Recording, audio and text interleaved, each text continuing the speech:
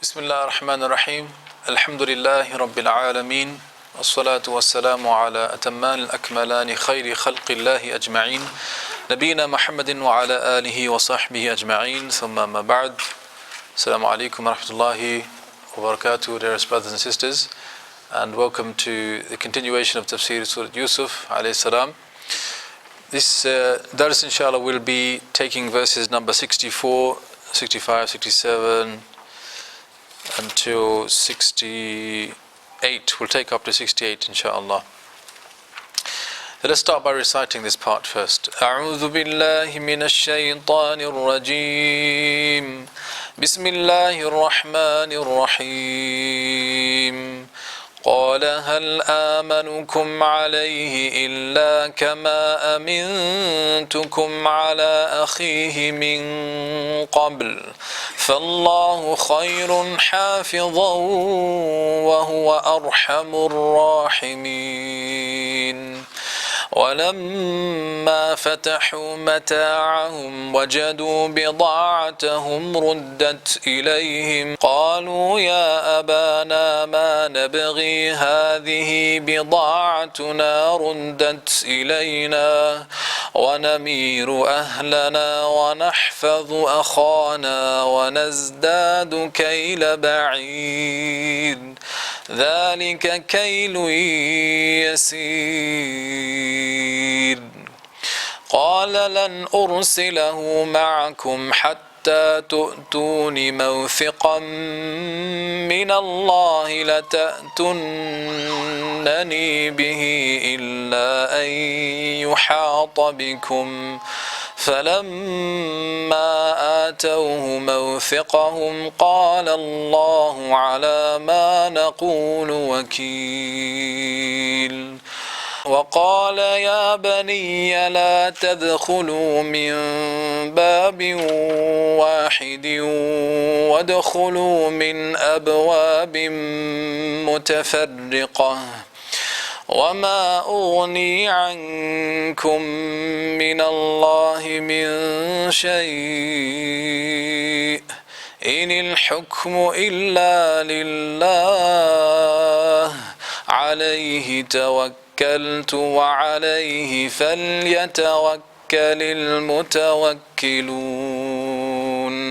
ولما دخلوا من حيث أمرهم أبوهم ما كان يغني عنهم من الله من شيء إلا حاجة في نفس يعقوب قضاها وإنه لذو علم لما علمناه ولكن أكثر الناس لا يعلمون. The part of the story, brothers and sisters, that we are at now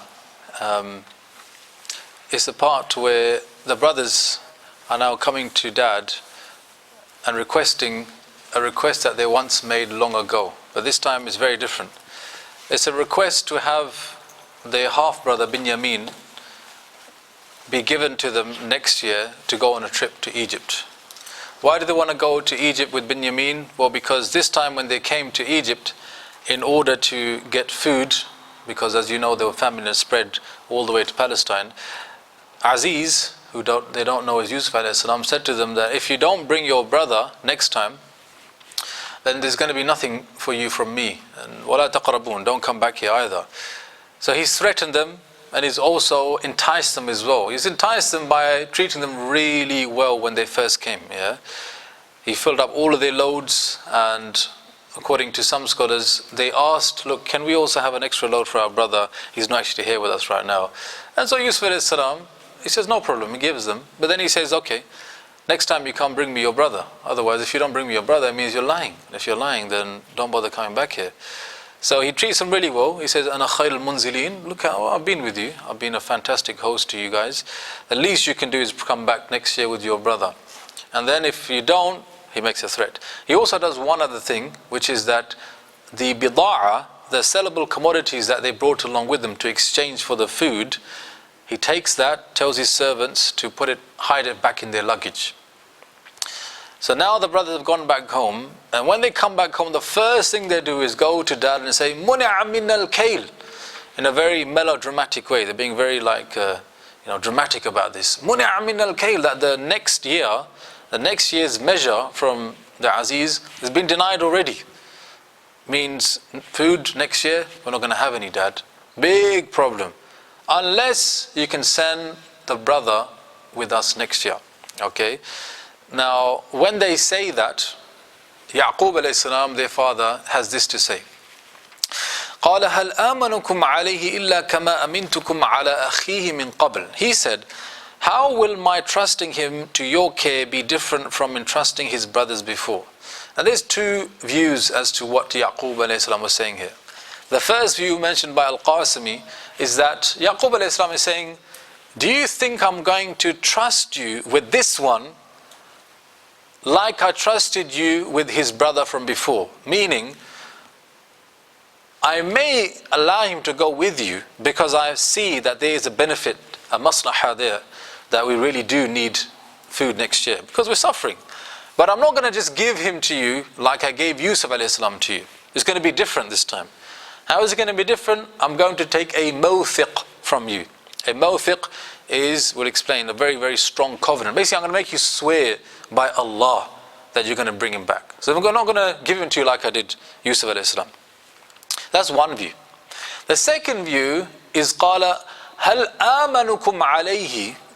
Do you expect me to trust you with him? Means I'm not going to.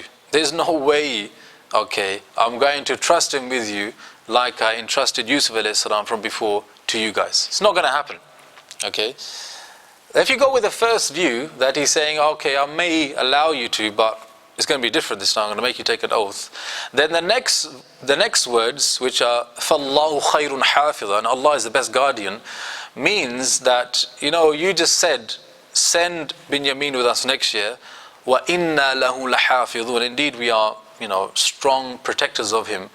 Well, the reality is, فَاللَّهُ خَيْرٌ حَافِظًا. Allah is far better a protector than you guys. You're saying that you're going to protect him, but Allah is far better a hafiz than all of you. And I'm trying to show a lot of mercy to my son here by trying to protect him, looking out for him. But the reality is, وَهُوَ أَرْحَمُ الرَّاحِمِينَ. Allah is more merciful than the merciful people. Okay? So this is like the first view. The second view, which is that there's no way I'm going to send him with you.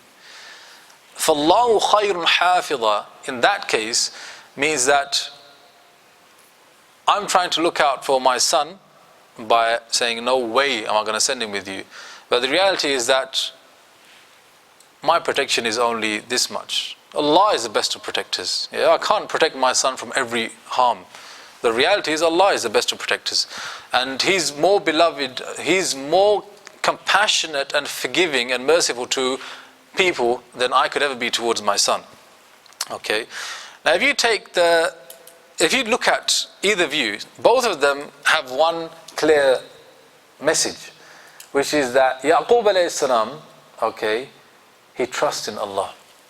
Regardless, whether he sends him, he's still saying Allah will protect him better than I could. Or if he says, no, I'm not going to send him, but even if I don't send him, it still doesn't mean that he's protected. In both instances, he's saying, Allah, you are the best of protectors. He is placing his tawakkul in Allah. Yeah? This is the main thing that Yaqub alayhi salam is expressing here. The other thing he's showing us here is that, the believer, he doesn't get bitten from the same hole twice, right? And the Prophet said this in the hadith in Sahih Bukhari, that the believer, he is not stung from juhrin wahidin marratain, from the same hole twice. Meaning, Yaqub alayhi salam already had a bad experience with them before. Yeah, they came asking for Yusuf alayhi salam, and he said, okay, take him, begrudgingly. And look what happened. Now, even though it's like 40 years later, the same thing is happening again, he's not going to fall for that again.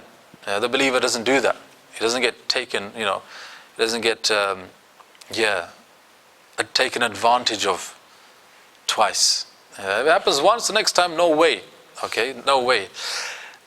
And the other thing it teaches us is that, sometimes you can have su'ul dhann, you can have a bad assumption about people.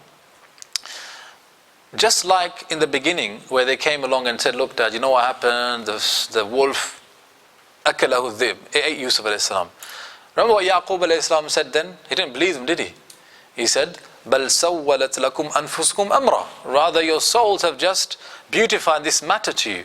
Meaning, he said, I don't believe you, what you're saying. Yeah. So, we discussed this last time. We said, generally speaking, we have been prohibited from having what's called su'ul dhann about other people. Bad assumptions. Thinking that, someone's suspicious, or they're sinister, or they've got an ulterior motive. But we said, like Imam Sa'di explained, sometimes it's allowed. Yeah. Does anyone remember what we said? When is it allowed to think bad of someone? No, they're not telling the truth, or I don't really believe them. I'm not going to give them the benefit of the doubt here. Anyone remember? Okay, one brother here. Anyone else? Another brother there. Anybody else? Fadl. If you have, good grounds to base your assumption on. You got good grounds to base your assumption on? I mean, base your bad assumption on? Yeah. Okay, what do you mean by good grounds? Okay, so someone's told you, look, this brother, he's had bad business experience from before. I did business with him, he defrauded me, don't do it. Or someone comes, asks for your sister's hand in marriage, mathalan, and the brother says, look, that brother, I know some things about him, it's not that good. Tayyib. Okay, so that is something coming to you, and it's making you not have husnul dhan of that person. That is basically evidence. Yeah? Whether someone told you, or you experienced something bad yourself, or whether that person shown you something bad from themselves, all of those things are like evidences. Yeah? So this is how you combine between the two. That you are supposed to have husnul dhan, good assumptions about everyone. However, it only goes so far. If there are evidences to show to the contrary, that this person is not really truthful in this way, in this particular matter, then don't go and be naive and say, no, I'm supposed to have husnul dhan, regardless of what I know of you, regardless of what people say, I'm still going to go ahead and take your word for it. No, that's being naive. Yeah. So in the same way, Yaqub alayhi salam, he's already had bad experience from them. So when they come to him the second time, he's not going to say, oh yeah, go ahead, no problem. He says, no, I'm not going to trust you with him. Or I'm only going to trust you with him this time if you take an oath before Allah subhanahu wa ta'ala. Okay. And it just teaches us that your reputation precedes you. If you had a bad rep with people in the past, then don't expect people to take you seriously in the future. Tayyib. Next verse. Now, if we say, subhanallah, that Yaqub alayhi salam is asked by his sons, can we have Binyamin to take next year? And Yaqub alayhi salam says, no way, it's not going to happen. Then you'd think, oh man, that's it. End of the road. They can't go back next year. Yusuf alayhi salam already told them, you don't bring the brother, then khalas, don't bother coming back here. So what happens? Well, that thing that Yusuf alayhi salam, putting back their bida'ah, it comes to rescue, if you like, the plan. وَلَمَّا فَتَحُوا مَتَاعَهُمْ وَجَدُوا بِضَاعَتَهُمْ رُدَّتْ إِلَيْهِمْ. And then when they opened up their saddlebags and found their merchandise returned to them, they said, قَالُوا يَا أَبَانَا مَا نَبَغِي. So they said, Dad said, no. Okay, they said, fair enough. What should we do now? Well, let's unpack our things. They take their bags off their camels and they're unpacking. And as they're unpacking, they say, what? These things? This is our bida'ah. This is the thing that we went to Egypt with and we gave to Aziz in exchange for the food. Ruddat ilayna. It's been returned back to us. So they realize straight away what's going on. They realize that, wow, Aziz, he's been so generous, he's given us all back. In reality, he's given us everything for free.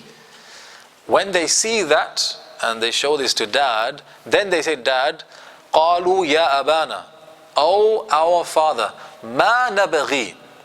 مَا نَبَغِي has two meanings.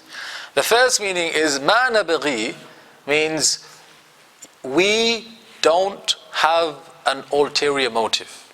Yeah, ma nabghi means, look dad, look for yourself, we're telling the truth, we're not saying this for any other reason except what we told you. Ma nabghi. The second meaning is that ma nabghi, what more could we ask for? Yeah, what more could we seek? We went there, had to take our bida'a with us, exchanged it, we got food in return, and on top of that, our bida'a was returned back to us. I mean, what more could we ask for, dad? It's like they're trying to now make a case with dad again. And dad's obviously thinking, whoa, this is quite strange. That they went all the way there and they were treated so generously. Okay, I'm listening. Now they bring 3 points of persuasion. They make 3 different points to try and persuade their dad one last time. Last ditch attempt. And the interesting thing here is, if you look at this, what they're going to say next, they make 3 points and then they repeat 1 point twice. Okay, they repeat 1 point twice. Let's see what they say. They say, هذه بضاعتنا ردت إلينا. This here, this is the bida'a, our bida'a, which has been returned to us, meaning Aziz, he's been so generous, he's been giving us all back to us, we got everything for free. Now they make their case. Number 1, وَنَمِيرُ أَهْلَنَا. Namiru ahlana, namiru comes from mara yamiru, which means to give food to your family from another country. Al-Baghwi said, it means to provide food for your family from another country. So you've gone far away to a distant land just to bring back some food to take care of your family. Okay. Now the word mara already means to take care of your family. They say namiru ahlana, to take care of our family, ahlana, our family. As if they're saying, the reason we want to go next time, first reason, dad, is we really want to take care of our family. That's the main reason we want. Really, namiru ahlana, our family, that's really why we're saying all this. That's really why we're really passionate about this and why we really want to go next year with Benjamin, is for the family. Wa namiru ahlana. Wa nahfadu akhana. Second reason, nahfad, we want to take care of akhana, our brother. Yeah, our brother. See how they're saying our brother now?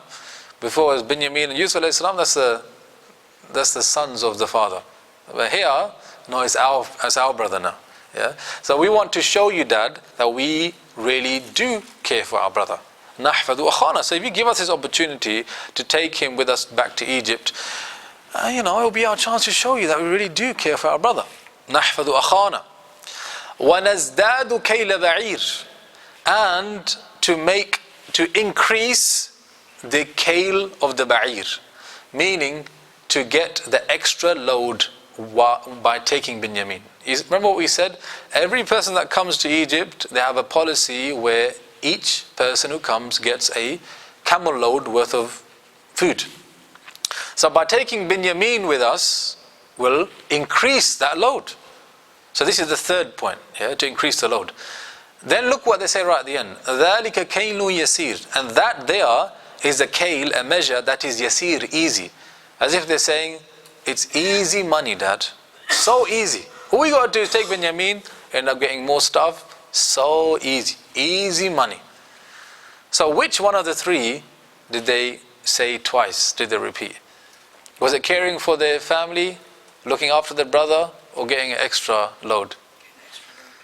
Getting extra load. But which one did they mention first? Huh? No. Taking care of their family. So they said, the first thing, dad, okay, the reason why, is for the family. And also take care of the brother. And the extra camel load as well. And it's easy money. So what's their real motivation behind all this? Just to get extra load. Yeah? That's why it seems like, Wallahu alam. But it's interesting how they speak. Yeah, it's interesting how they speak. Now even though they've changed, they haven't changed that much basically. Even though they've changed a little bit, they're telling the truth, they haven't changed fully yet. Yeah, they haven't changed fully yet. There's still some work to be done. طيب. Any lessons here? Let me just check. Okay. Now look what dad says. Okay. This is, subhanAllah, what, if you like, turns Yaqub alayhi salam. But still he's got, reservation. He says, قَالَ لَنْ أُرْسِلَهُ مَعَكُمْ. He says, قَالَ لَنْ أُرْسِلَهُ مَعَكُمْ. I will not send him with you. The lan here, okay, is more emphatic way of saying, I won't. Instead of saying ma, he says lan. Lan means I will never. Yeah? I will never send him with you, hatta, up until tu'tuni mawthiqa, until you give me a mawthiq. Mawthiq is the mubalagha. It's a more intense way or exaggerated way of saying mithaq. A mithaq is a covenant. It's not just any covenant. It's a covenant where both parties know exactly what they're getting themselves into. Yeah, both parties fully understand, this is my end of the bargain, this is your end of the bargain. Okay, so Yaqub alayhi salam, I'm not going to send him with you until you give me this really strong binding covenant min Allah, before Allah, meaning I want you to swear by Allah. What do I want you to say? La ta'tunnani bihi, that you will, lam of tawqeed, truly and surely bring him home to me. That's what I want you to do. I want you to take an oath by Allah. Now you need to understand and appreciate that this is a prophet of Allah.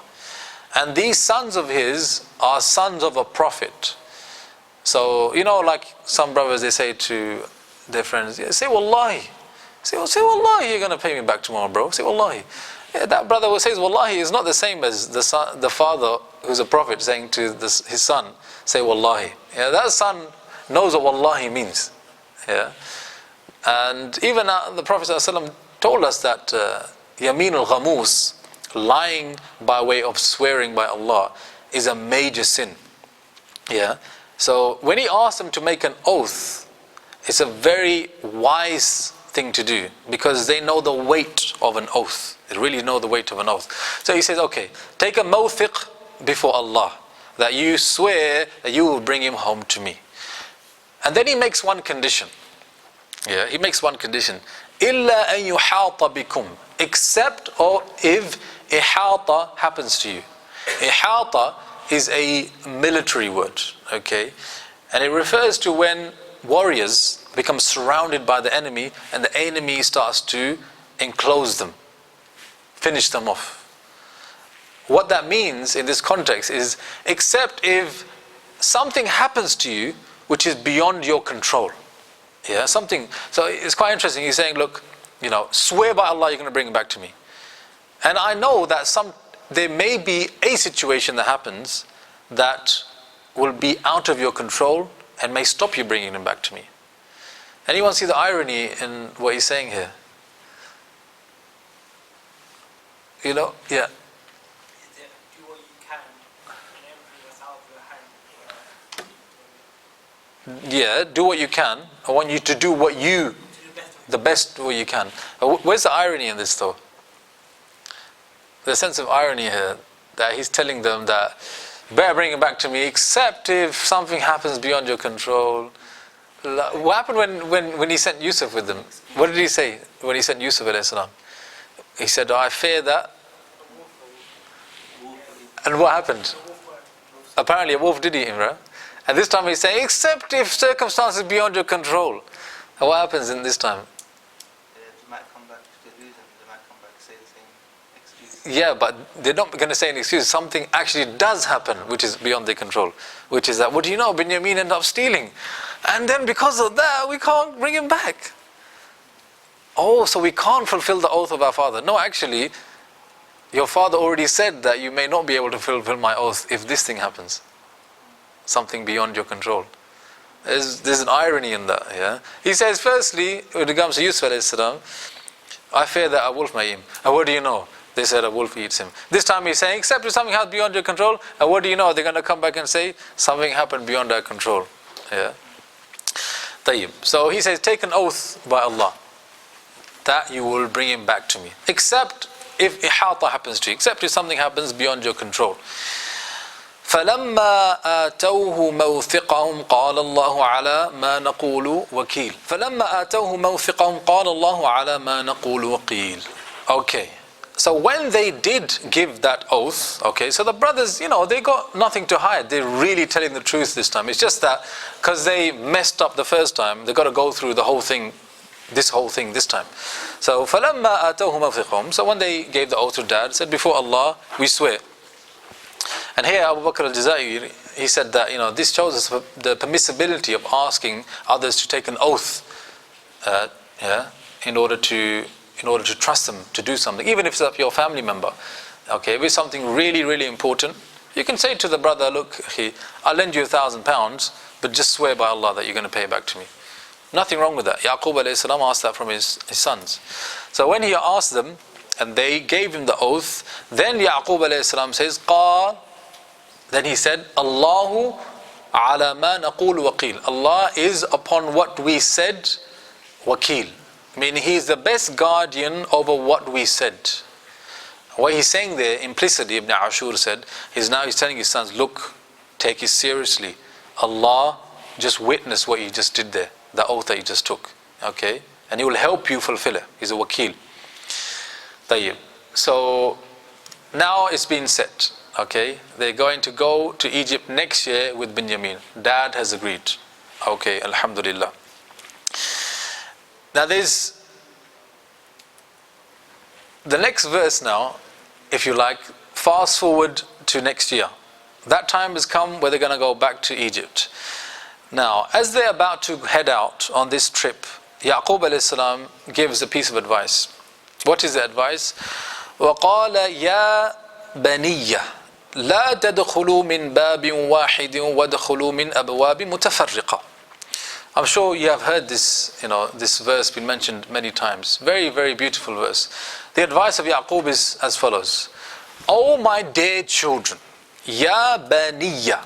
Ya Baniya is kalima tasghir. It's a more affectionate way of saying sons.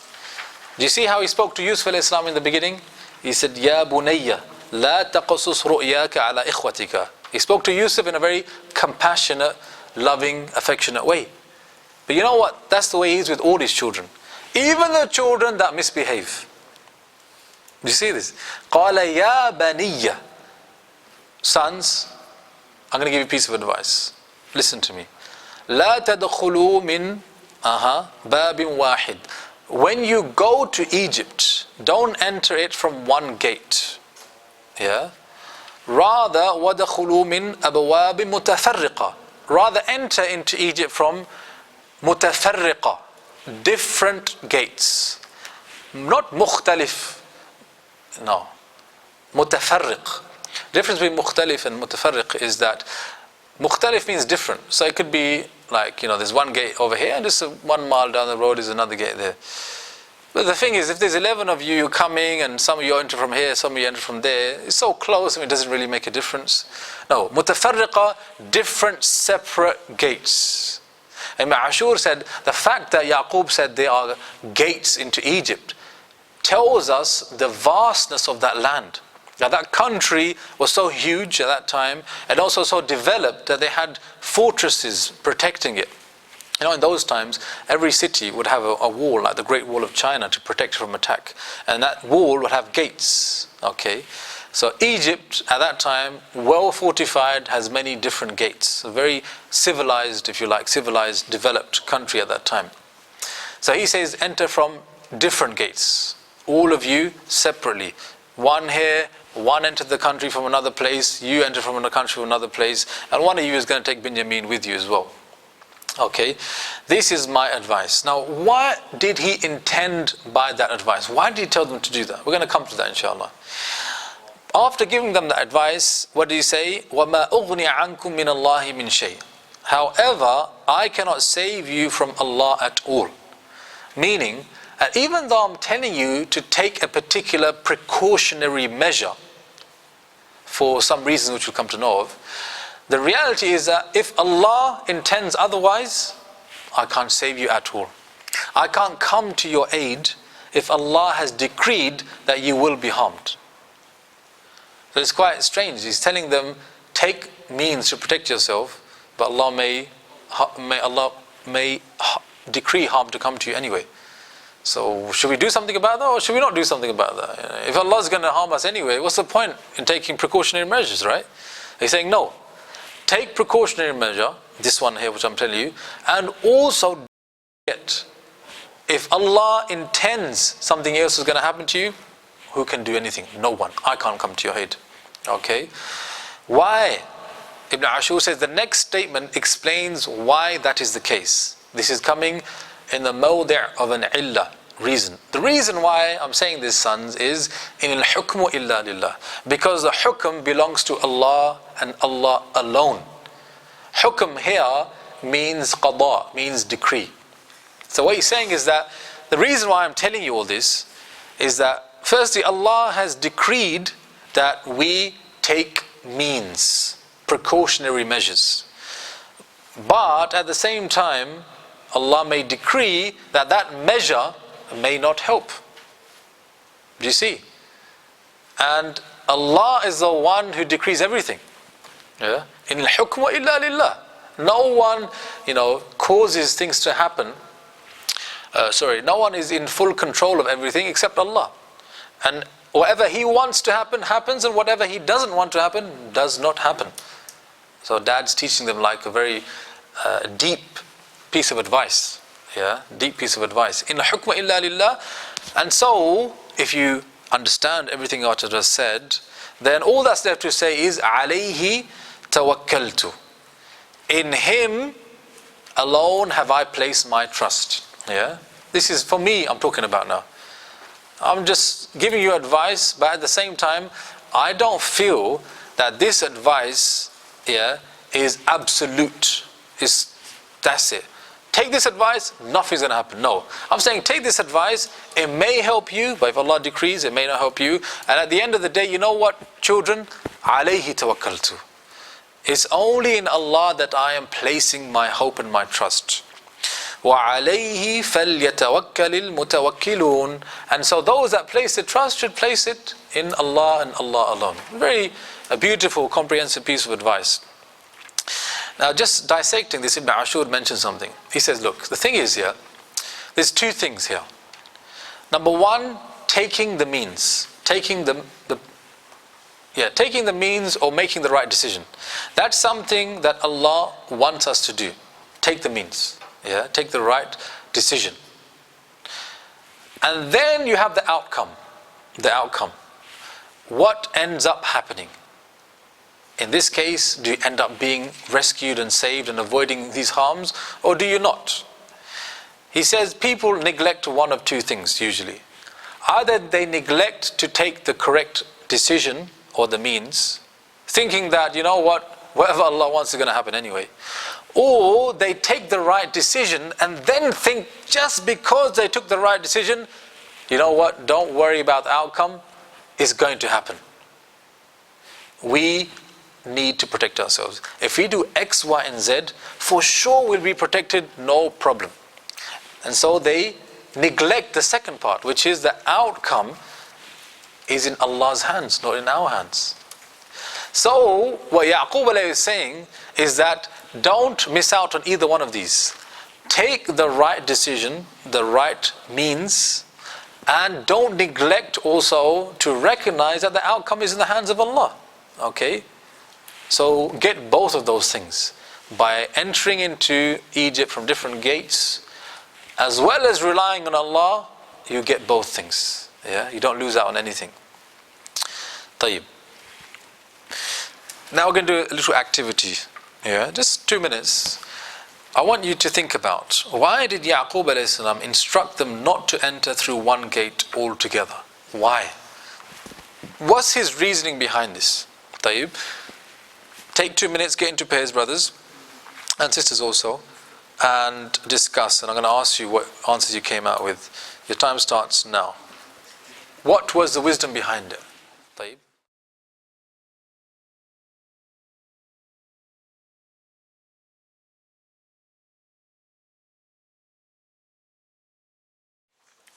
Why do you think Yaqub alayhi salam, said enter in different gates and not all together through one gate?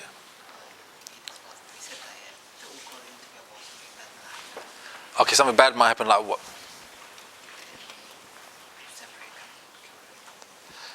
The enemy, what enemy? The enemies in Egypt? No, they haven't got enemies in Egypt. They're just going into a foreign land. And it's the second time they're going as well. So why do you think like they want, he's saying go into different gates? One of you this one, the other one all the way over there. What do you think? 11 people coming all together, entering into a foreign country. You might think, okay, they might think they're doing fraud or they're up to no good. Okay, طيب. I'll give you one for trying there. Hold on, take. Yes, okay. Okay, so one reason you said is that they may be a victim of ayn, evil eye. Okay. Oh no, just one is enough. Inshallah, one's enough. Inshallah. Well, when you come back, if it's, other people don't get it. You know what? Can someone explain that to me though? Why may they be a victim of ayn if they evil eye? It's like jealousy, yeah. If they enter in all together as 11, as a crew of 11. Why? You might think they're greedy. No, not that. Yes, Idris. Okay, people desire a lot of sons. It's true. Especially in the past, sons represented, prestige, honor, everything. So 11 sons. Wow, that's amazing. Yeah. Look at the family. They've got 11 sons. And that, wow, okay, that's the beginnings of an evil eye. Yeah, we'll come to that. So, okay, Ayn perhaps, that's one. The brothers over here, they mentioned something, so it's not quite there, which is that people may think they're up to no good. Yes, Akhi. Is it one so they don't get ambushed, like hiring robbers? Okay, very good. So they may get ambushed, like, because they're coming from Palestine, and obviously they've got to bring bid'ah with them, right? They've got to bring sellable commodities to exchange for food. They're going to come, all of them together with a big load, and it's a time of famine. Yeah, there's not much food around. They may get, might get jacked, as they say, on the way. Tayyib. Good point. Anything different? Okay, so coming in one big group like that, and they describe themselves as usba as well, as you mentioned, it might attract unwanted attention. Yeah? MashaAllah, very good. Okay, did you get something right? There's humbleness, MashaAllah. Ali, akhi, man, I think you had half my sweets, man. MashaAllah. Really? MashaAllah. But they have to speak up, akhi, if they want. Tayyib. So that's a fair point. Anything else? Interesting. Okay, so look, 11 people coming into Egypt. Where they're coming from, what they're coming for. Oh, they're going to be leaving with a lot of stuff. That's for sure. Let's target these guys. Yeah? MashaAllah, very good. Faddal. Who is it? MashaAllah, tabarakallah, very good. Okay, so there's a number of reasons, okay? Look, this is some of the reasons that were mentioned that I read about. Number one, Egyptian guards may see the big group and suspect them as spies and thus imprison them. You see, Egypt is a place where everyone wants to go to now because they've got these massive khaza'in, these huge storehouses packed of food. It's a time of famine, okay? And so, anyone coming to Egypt, well, somebody may come to Egypt for the wrong reasons. Yeah, might come, try and spy, see what they got going on, maybe have an agenda, try and steal things. So if someone comes in a big group like 11 people, it may, what's up? Have I made a mistake somewhere? It may send a signal that these guys, they've come from another country to try and do something to us. Tayyib. So splitting up will detract from that. Number two, it might attract unwanted attention, which may spoil their plan. So the fact is, coming in a big group will always attract attention. Going as singles, obviously, will be more inconspicuous. And number three, the evil eye. Now, this is something Ibn Kathir mentioned. He said, look, if Yusuf a.s. is given half of all beauty, what about the other brothers? Surely they must have a share of beauty as well. So they're all striking men. And they're all coming in together. Obviously people are going to start looking. And when people look, some of them may look with the evil eye. Okay, so Dad saying split up, go in different gates altogether, different gates, and I want you to avoid these types of problems. Now what is interesting is they do that, okay, and alhamdulillah they managed to avoid the ayn, they managed to avoid being, taken to the side by some of the soldiers, they managed to avoid getting, unwanted attention where people may stop them, because they do reach Aziz. So dad's advice, was it good or bad? It was very good. It worked. But did Benjamin come back with them or not? He didn't. He didn't end up coming back. But you know what? That's what Yaqub alayhi salam said. Take my advice, ma ughni, but I won't be able to save you min Allahi shay'a, from Allah whatsoever. Yeah. طيب. Now just a little bit about ayn. Ayn. It's a subject that a lot of people are interested in, worried about, ask a lot of questions on. So I thought maybe spend some time just looking at what is al-ayn, translated as the evil eye. First of all, the Prophet ﷺ said in a hadith in Sahih Bukhari, al-ayn haqqun, that the eye is true, meaning the evil eye is true. It exists. It happens. And what is the evil eye? Well, the evil eye is basically a form of hasad, envy, okay? You have the hasid, the envier, and then you have the a'in, the one who does the evil eye. However, as Ibn Qayyim rahimahullah mentioned, every a'in is a hasid, but not every hasid is a a'in. What does that mean? It means that evil eye is a type of envy. It's a type. Envy is a very broad category, includes many things. And the evil eye is a type of envy. Now, if you wanted to know a definition of ayn, it can be broken into three parts, okay? How does the evil eye occur? There's three segments, if you like, that come together and an evil eye is given to someone else, okay? Now that somebody else could actually be somebody else, it could even be your own self. Yeah, some scholars mention it could be anyone, even your own. You could give evil eye to your own self. So how does that happen? Well, the first thing that happens is you see something which amazes you. Yeah, something which wows you. Yeah.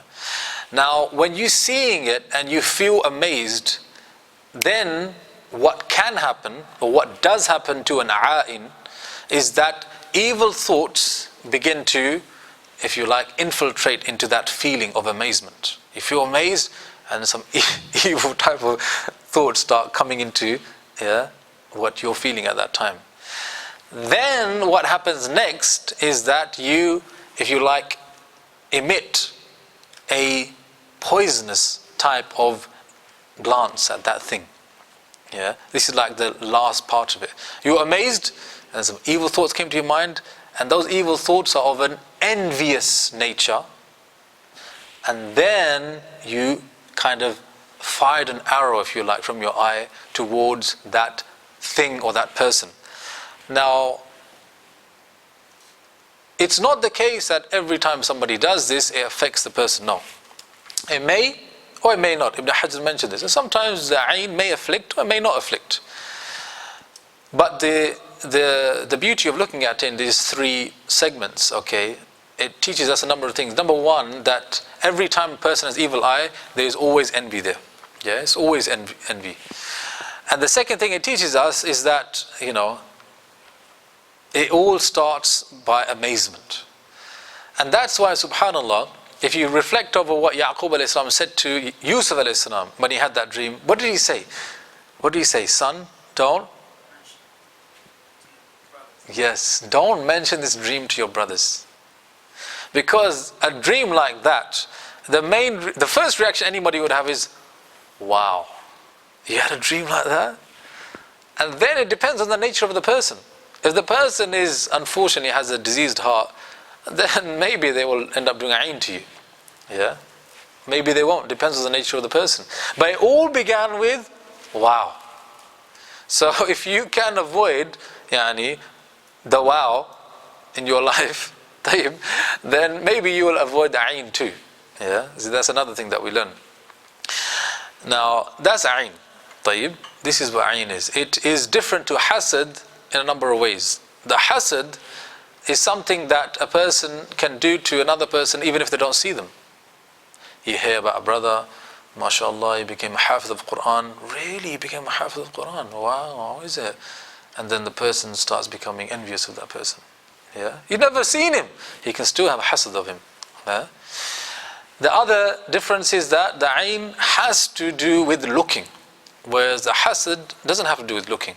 Yeah, maybe you can hear something or you can read something, but the ayn you have to see in order to do this ayn. One of my teachers told me that he said that there's a tribe in Saudi Arabia which is known for ayn. He said that these people, they can't help it. They have big ayn problems. Okay, and then he told me a story that, a really strange story. He said that him with his couple of his friends, one of them is from that tribe that's known for the ayn. They entered into a supermarket, into a mall. This is going back long time. And one of the new things that was invented at that time was, this transparent lift that you see in the malls going up and down, and it's glassed out so you can see who's inside. Yeah, that was a new invention. Because it was new then. Because we went into a mall where they had that lift. And we all entered in, and we saw the lift coming down, and we all went, wow. And that brother went, wow. And that lift, he said, alhamdulillah, was inside, the wire snapped on that lift. The wire snapped on that lift. Ajib. And we all looked at him. What do you do? Yeah. So, wallah alam, this is true. Yani, some people, of some backgrounds have this problem more than others. But this is what he mentioned anyway. So if every ayn is a hasid, then what we find is in the Quran, Allah told us to seek refuge from such things when He said, وَمِن شَرِّ حَاسِدٍ إِذَا حَسَدٍ. Yeah, in Al-Falaq, Allah told us to seek refuge from the shar, the evil of the hasid, the envier, when he is envying. Yeah, because a person who envies, it comes and goes, it becomes more intense sometimes it's not. But when he's envying you or she's envying you, Allah says that is what you need to seek refuge in. And that includes the evil eye, because every person who does evil eye is by default a hasid, someone who is envying. Yeah. So this verse where Yaqub alayhi salam telling his sons, don't go in from one door, go in from many different gates, is one of the proofs for ayn, the reality of ayn, and also the obligation to seek refuge in Allah from ayn too. Okay, so this is a little bit to do with ayn. Now in terms of prevention, how to avoid ayn, okay, well we all kindly mentioned one, which is don't throw your blessings in the faces of other people. Hide your blessings, akhi. And if Allah has given you wealth, spend your wealth, but don't, shove it in the faces of other people. Do you know how much money I got, my car, my house, or where I went, holidays, blah, blah, blah. Don't do that. If you're doing, you're asking for it. Yeah, you're asking for it. So number one, don't make public your blessings. And subhanAllah, if you think about our time in social media, Facebook and people taking selfies about where they've been, what they've eaten, what they're doing. That's what you're doing really, isn't it? You're shoving your good fortune in the faces of not just some people that you know, publicly. Anyone out there, can I tell you a bit about what I got? You're asking for ayn. You're asking for ayn. You're asking for hasad. Yeah, and then people, they post everything in their life on Facebook, and then they come to the Shaykh, yeah, Shaykh, I think I've got ayn done on me, can I have some ruqya? I don't know why. I don't say anything about myself. Oh really? That's not what your Facebook statuses say.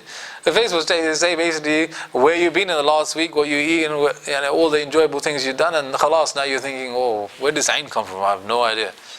Yeah. So number one, prevention, don't shove your blessings in the face of other people. Number two is that you make a dua to Allah. And one of the du'as that the Prophet used to make for Hassan and Hussein, okay, is أعوذ بالله بكلمات الله التامة من كل شيطان وهامة ومن كل عين لامة. Okay, it's in Fortress of a Muslim, you can find it there.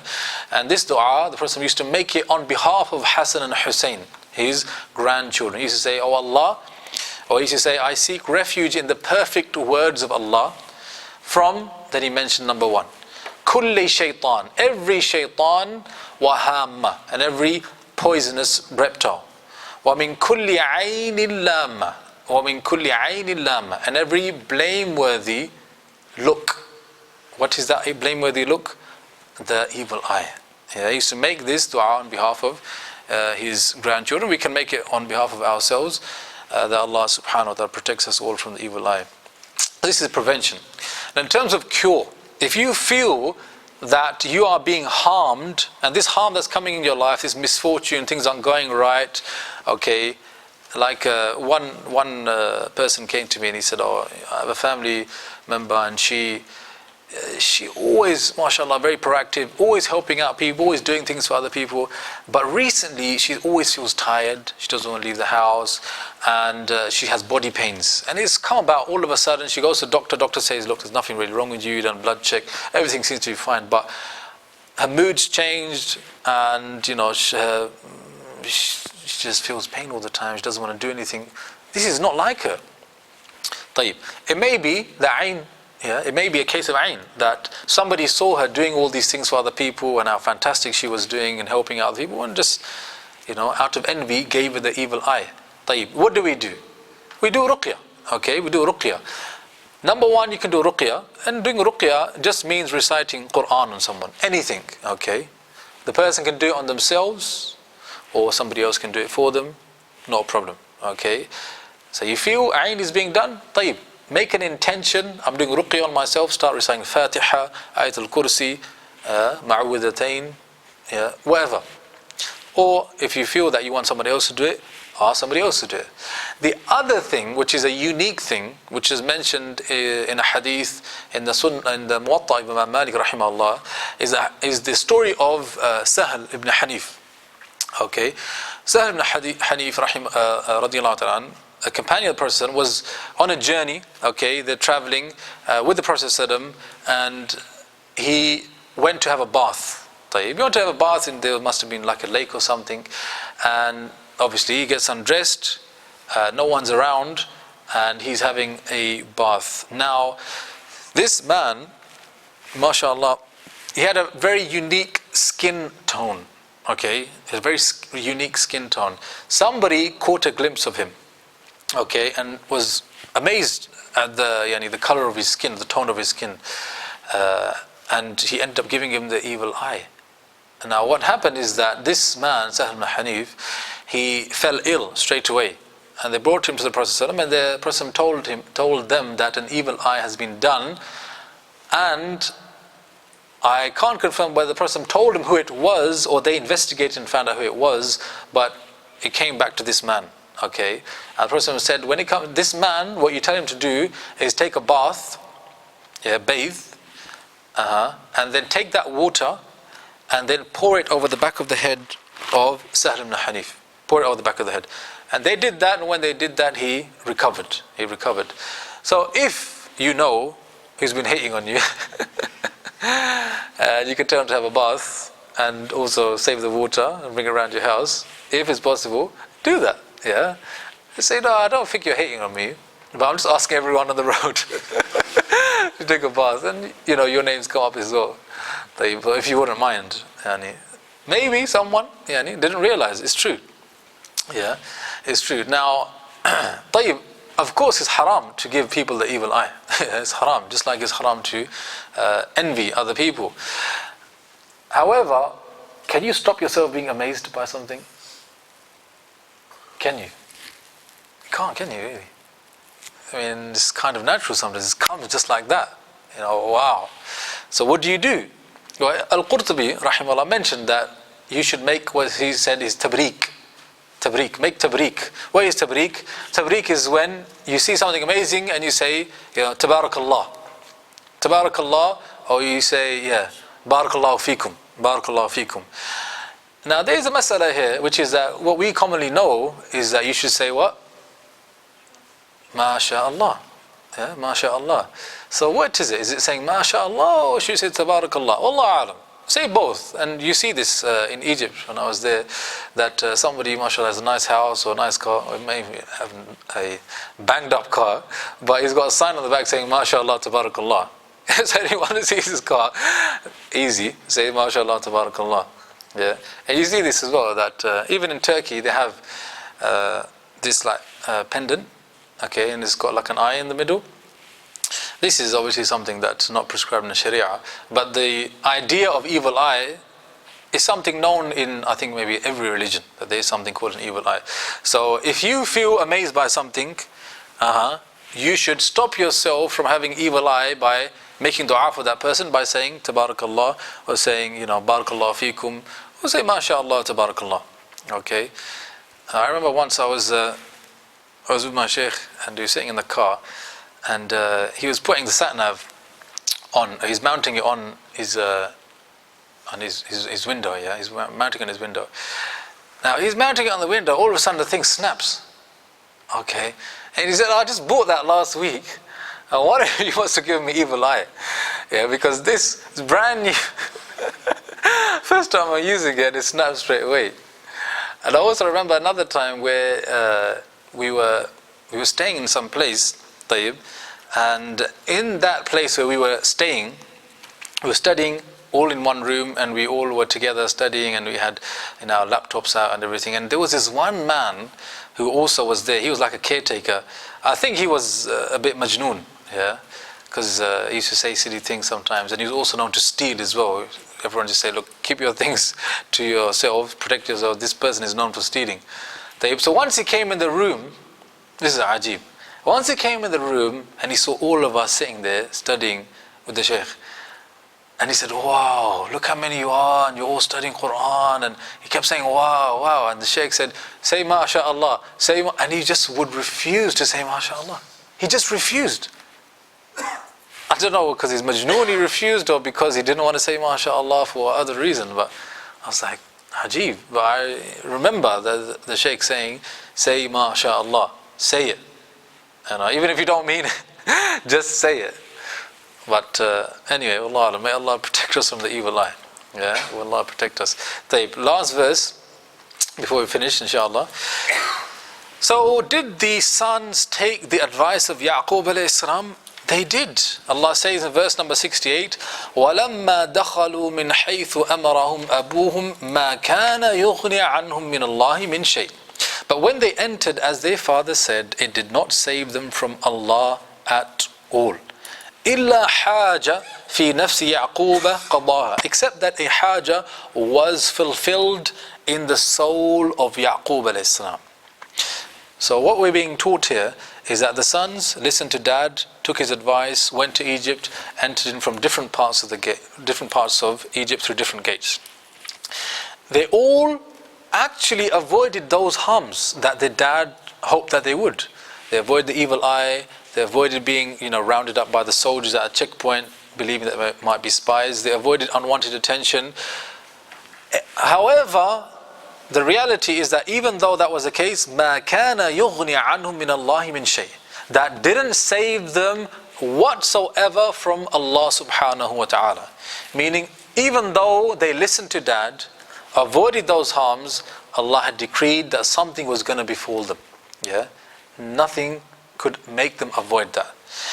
So what was the consequence of them listening to their dad? Allah said, except that إِلَّا حَاجَ فِي نَفْسِ يَعْقُوبَ قَضَاهَا. Except a haja in the nafs of Yaqub was fulfilled. What is this haja that was fulfilled? This haja was the desire of Yaqub that his children listen to his advice and be saved from these harms. That was the desire of Yaqub. Yeah, that's the reason why he told his sons this. So by them listening to dad, number one, they took his advice, and number two, they actually did avoid those things as well.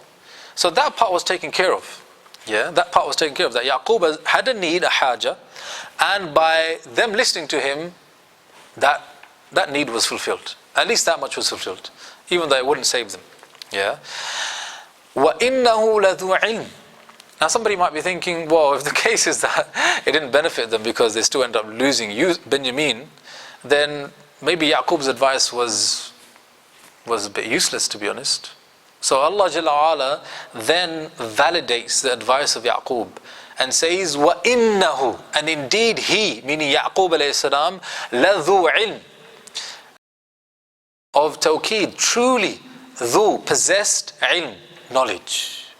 Meaning Yaqub alayhi salam, he didn't just say on whim. What he said was pure knowledge. He advised his children based on sound knowledge, عَلَّمْنَاهُ, that we had taught him. We're the ones that taught Yaqub alayhi salam the advice that he gave to his children. Yeah. So this is a bit deep now, because what was the advice of Yaqub in essence? In essence, the advice was twofold. Number one, take precautionary means. Yeah, take the means. And number two, don't think that taking the means will benefit you if Allah decrees otherwise. Therefore, always place your hope and trust in Allah. Now, do most people think like this? They don't, do they? Look what Allah Jalla wa'ala says next. وَلَكِنْ أَكْثَرَ النَّاسِ لَا يَعْلَمُونَ. But most people, they don't know this. They don't appreciate this. Yeah, they don't appreciate this. Either they overdo it on the means, or they abandon the means. It's like the Bedouin that came to the Prophet ﷺ and said, my camel, I left it outside, I didn't tie up. Should I tie up or not? Because I just left it in the care of Allah. The Prophet ﷺ said, no, tie it up, وَتَوَكَّلْ عَلَى اللَّهِ, and place your trust in Allah. Don't go on this extreme, and don't go on that extreme. Most people, they don't really think like this. Now, a question, my brothers, a question. Most people, which one do they neglect? Do they neglect taking the means? They neglect taking the means and overdo, if you like, even though it doesn't make sense, placing their trust in Allah. Or do they overdo trusting on Allah and neglect the means? Which is more common? When it comes to tawakkul, most people overdo it on saying, I rely on Allah, forget about the means. I've got an exam, don't need to prepare, trust in Allah. Or is it, exam coming, man, I need to revise this many hours, got to read these books, I've got to do these past papers, and if I do all of this, bang, it's a done deal. Which one? Tawakkul ala Allah. Yeah, you know when people say tawakkul ala Allah, do you think they actually mean that? You can't tell. It's true, you can't tell. But the only way you can tell is when you look at people's lives, isn't it? And you look at the way they speak. So, do people generally go about their lives having a, I take the means, but at the end of the day, it's up to Allah. I'm trusting in Allah that this benefit is going to come to me, or I'm going to avoid this harm. Or do people generally try and take as many means as possible and forget about trusting in Allah? See, if you look at this verse before, okay, look at what he says. He emphasizes taking the means once, yeah? Then he says, وَمَا أُغْنِي عَنْكُمْ مِنَ اللَّهِ مِنْ شَيْءٍ. But the means is not going to help you if Allah decrees the other way. So, one, don't overdo, this is the means, take the means. Number two, don't rely on the means, rely on Allah. Equal. But then does he emphasize which of the two? Then he says, وَعَلَيْهِ تَوَكَّلْتُ. Okay, so by the way, I trust in Allah. Yeah, this is who I place my trust in. And then again, وَعَلَيْهِ فَلْيَتَوَكَّلِ الْمُتَوَكِّلُونَ. And so on Him alone should people that put their hope in things, put it in Allah. 3-1. Do you see, is this true or not? Yeah, 3-1. So which means that most people, أَكْثَرَ النَّاسِ لَا يَعْلَمُونَ, means most people overdo it on the means. And they neglect hoping in Allah that those means will do something in their lives. This is, if you like, the general norm. So it means, for us there's a lesson. And the lesson is that we need to realize that we really, really and truly fail miserably in placing our trust in Allah. That is the reality. That in our daily lives, when we hope to achieve things in our lives or hope to avoid certain harms, we are thinking that what we do will make it happen. As opposed to saying, I can only do so much, and you know what, Allah, I'm relying on you. I feel ill right now, I'm relying on you that you're going to make me feel better. I want that job so bad, and I'm going to do the interview the best of my ability, but you know what? Allah, you're the one who's going to get me that job. Isn't that true? How many people think like that? Yeah? And this is what Yaqub alayhi salam is teaching his sons. وَعَلَيْهِ تَوَكَّلْتُ. In Him I trust and I place my hope. Okay, I think, yes, that brings us to the end of... Now, that brings us to the end of this dars. Subhanakallahumma wa bihamdik, ashhadu an la ilaha illa ant, astaghfiruka wa atubu ilayk, wa jazakumullahu khairan.